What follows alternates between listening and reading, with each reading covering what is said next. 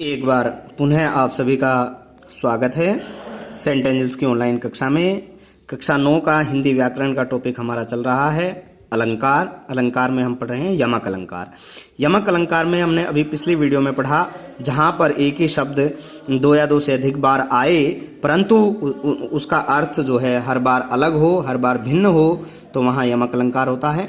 अभी हमने 2 उदाहरण पढ़े। अभी देखिए तीसरा उदाहरण आप देखेंगे। यहाँ पर तीसरा उदाहरण है 3 बेर खाती थी वे 3 बेर खाती हैं।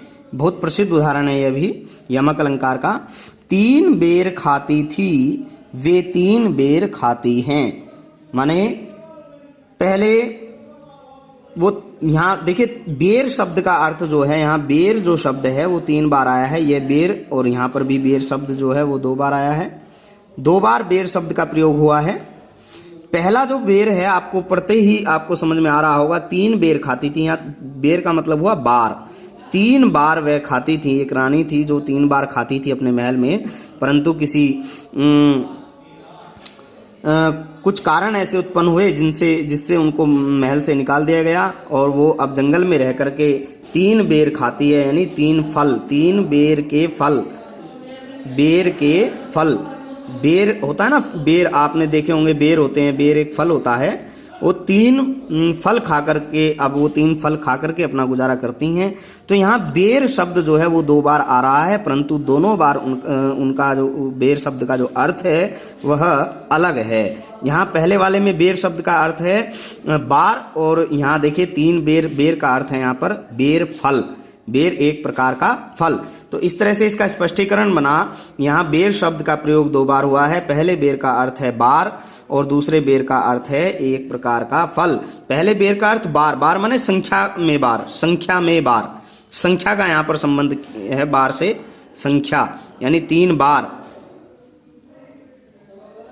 3 बार मैं खाती थी और अब वे 3 बेर यानी 3 फल ही खा करके अपना जीवन चला रही हैं, अपना गुजारा कर रही हैं।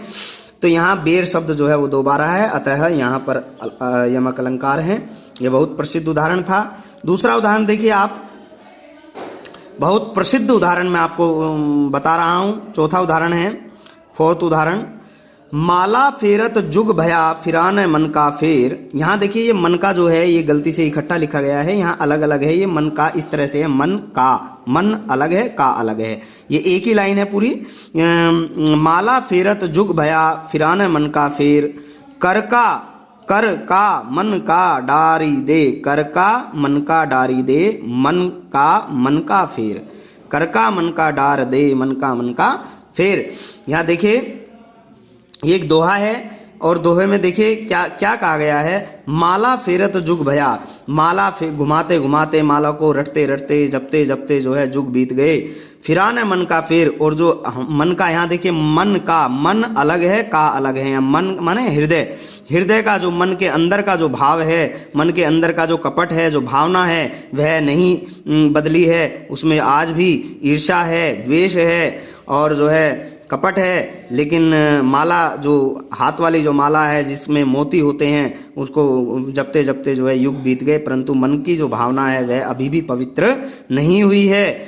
आगे कहा है, कर का मन का डारी दे, माने कर माने हाथ होता है, हाथ की जो मन का है, हाथ का जो, यहाँ देखिए ये मन का जो शब्द है ये इकट्ठा प्रयोग किया गया है यहाँ पर, मन का, यहाँ स्पेस नहीं है मन में और का में, ये इकट्ठा है। इसका अर्थ है माला, माला के अंदर जो मोती होते हैं, यानी एक तरह से माला ही कह लीजिए आप। कर का मन का, यानी हाथ में जो माला है उसको डाल करके उसको छोड़ करके, मन का यानी जो हृदय, यहाँ देखिए यहाँ मन अलग है, का अलग है।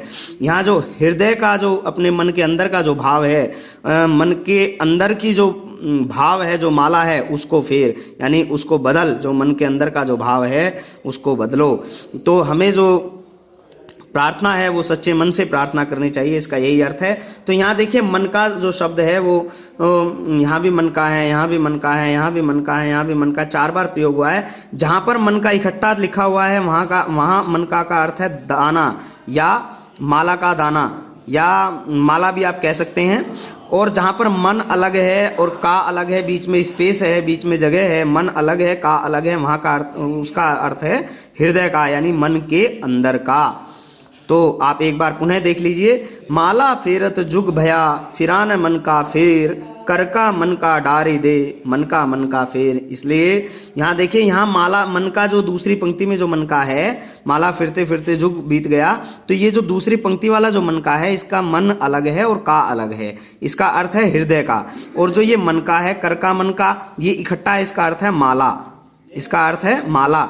और यहाँ देखिए, यहाँ भी अलग अलग है। तो यहाँ हृदय, इसका मतलब है हृदय, मन, अंतःकरण, चित्त, ये मन का, यहाँ इसका अर्थ है माला। फिर तो यहाँ मनका का जो अर्थ है, एक मनका का अर्थ है जो इकट्ठा, मन में का इकट्ठा लिखा हुआ है, वहाँ उसका अर्थ है माला। और जो मन और का अलग अलग है, उसका अर्थ है हृदय का, यानी मन का, मन के अंदर का, मन के अंदर की जो भावना है उसका। तो इस तरह से ये उदाहरण है, प्रसिद्ध उदाहरण था। पांचवा आप उदाहरण देखेंगे यमक अलंकार का। तोपय बारों उर्वशी सुन राधी के सुजान। ध्यान पूर्वक आप देखेंगे। तोपय बारों उर्वशी सुन राधी के सुजान, तू मोहन के उर्वशी हवय उर्वशी समान। हवय उर्वशी समान, हुए उर्वशी समान। तोपे बारों उर्वशी, देखिए यहाँ जो है वो श्री कृष्ण जी जो हैं वो कहते हैं कि हे उर्वशी, हे राधा रानी, यहाँ राधिके देखिए, हे राधा रानी तुम सुनो, तुम्हारी सुंदरता पर मैं, देखिए तो पे, तुम्हारी, तुझ पे, यानी हे राधा रानी तुझ पर मैं, तुम पर मैं वार सकता हूँ। वारो माने न्योछावर करता हूँ। उर्वशी, उर्वशी, ये उर्वशी लिखा है, लेकिन यहाँ देखिए ये उर्वशी इस तरह से है, रह के ऊपर से, ये इस अर्थ में है। यहाँ उर्वशी जो है वो एक इंद्रलोक की अप्सरा है। पुराणों में इसका जिक्र किया गया है। इंद्रलोक में सबसे सुंदर नारी थी, तो इनको उर्वशी कहा जाता है, अप्सरा जिसे कहा जाता है, अप्सरा। तो ये उर्वशी जो है ये अप्सरा के लिए प्रयोग किया गया है। यहाँ सुंदरता पर मैंने जो है, तुम्हारी सुंदरता पर मैं उर्वशी नामक अप्सरा को वार देता हूँ, न्योछावर करता हूँ। आगे देखिए, तू मोहन के उर्वशी। अब यहाँ दूसरी बार उर्वशी शब्द आया है। मोहन माने कृष्ण, यानी तू तो जो है वो कृष्ण के हृदय में बसी हुई है। यहाँ उर्वशी अलग अलग शब्द देखिए, उर माने हृदय, वसी माने वसना, रहना। तू तो मोहन के, तू तो श्री कृष्ण के हृदय में बसी हुई है। कैसे बसी हुई है? हवे हुए उर्वशी समान, जिस प्रकार उर्वशी, यहाँ देखिए एक आभूषण की बात की गई है, गहना होता है, गले का हार होता है, गले का हार, उसको उर्वशी कहते हैं, उर्वशी कहा जाता है। एक आभूषण होता है गले में पहनने वाला। तो जिस तरह से गले में एक उस हार को पहना जाता है, उसी तरह से राधिके, राधा रानी तुम भी मेरे गले में, मेरे हृदय में बसी हुई हो। तो यहाँ उर्वशी शब्द 3 बार आया है। पहले जो उर्वशी है उसका मतलब हुआ कि मैं तुम्हारी सुंदरता पर उर्वशी अप्सरा को न्योछावर करता हूँ, वारता हूँ। तो यानी यहाँ उर्वशी का अर्थ है अप्सरा। ठीक है, अप्सरा जो है इंद्रलोक जो है, मतलब पुराणों में इसका जिक्र किया गया है। इंद्रलोक की एक अप्सरा है, सुंदरी है।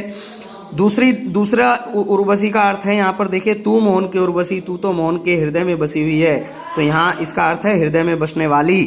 और तीसरी, हवे उर्वशी समान, जिस प्रकार गले में हृदय तक एक आभूषण पड़ा रहता है, गले में हमेशा एक आभूषण रहता है, गले का हार को भी उर्वशी कहा जाता है। तो यहाँ तीनों उर्वशी का अर्थ मैंने आपको बताया। तो यह भी बहुत अच्छा उदाहरण यमक अलंकार का था। मुझे उम्मीद है कि आपको ये यमक अलंकार समझ आया होगा। बहुत बहुत धन्यवाद।